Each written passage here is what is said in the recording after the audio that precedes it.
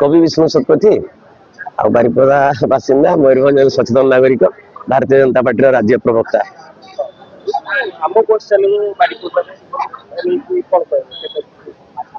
एटा आम समस्त गोटे सुखद संवाद सहरवासी सुखद उत्साहल संवाद गोटे भल भल कथा निश्चित भाव में एटा आमर प्रगतिर आ गोटे पर्यायर द्वारा आम पहुंचु कारण ये जो गाड़ी कथा खाली आम माने ओडिशार शहर 8टी शहर भीतर आम स्थान पाइछु बाकी सब अच्छी बालेश्वर बारिपदा आमर केउझर ढेंकानाल अनुगुल झारसुगुड़ा रायगड़ा आम जयपुर ये 8टी शहर में अच्छी तो यहाँ गोटे भल कौन कि this is somewhat environment friendly अंश माने ई वेहिकल ता भीतर रहिबो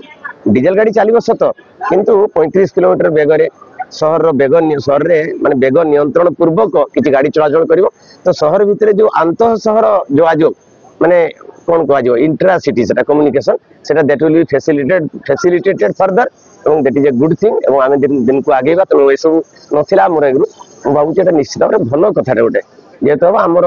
माने कौन कह एट द चीपेस्ट प्राइस